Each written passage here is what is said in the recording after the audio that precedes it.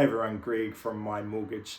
Just wanted to share some information about buying property together as a family. So we're starting to see a lot more of this in New Zealand, generally where parents are buying with their kids. A whole bunch of reasons for that. Sometimes it's just to reduce the lending for everybody. So maybe they've got two homes separately and they decide to sell those and move in together as an opportunity to reduce lending across both parties.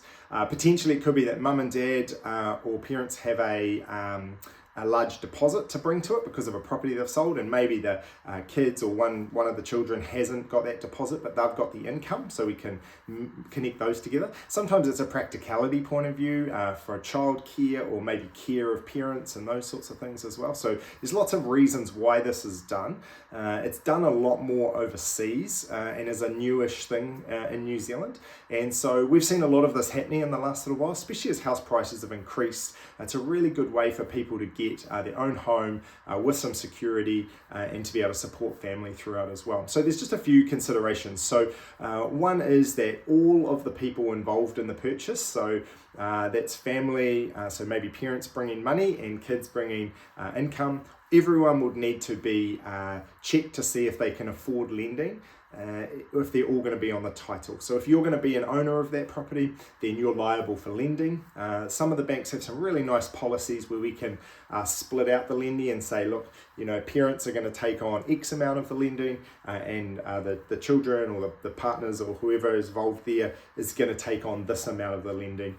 It'll still, as far as the bank's concerned and from a liability point of view, everyone will be liable for all of the lending, but just from a practical point of view, from a servicing point of view, especially as parents end up closer towards retirement age, maybe retired altogether, and so the income isn't quite there.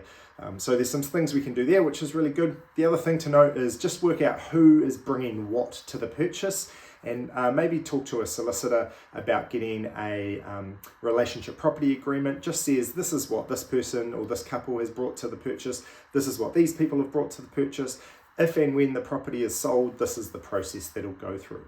It can also look at if someone wants out of that purchase at some point down the track, so the ownership of that property, get further down the track and you decide, look, hey, it's just not working for us, or we're wanting to move overseas, or maybe there's a new partner involved or something like that. What's the process you go through to kind of unwind the whole thing as well? Really important to have those conversations up front and make sure that that's really clear.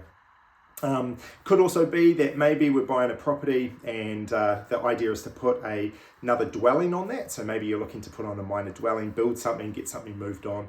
So getting that sorted right at the start. If say parents are bringing money to the property, we could keep some money aside so that you can buy the property and then that cash is available to then fund the transportable or whatever dwelling you're going to put on the back as well. So it's just about planning that process really well. So if you're looking to buy property either with your children or with your parents, then feel free to give us a call. We can have a look at that from a holistic point of view, make sure we put you in touch with the right people in terms of solicitors and find the right property for you, and then we can work through getting the pre-approval in place for you to be able to do that. So if you're looking at doing some intergenerational living, feel free to touch base. I'm more than happy to help out.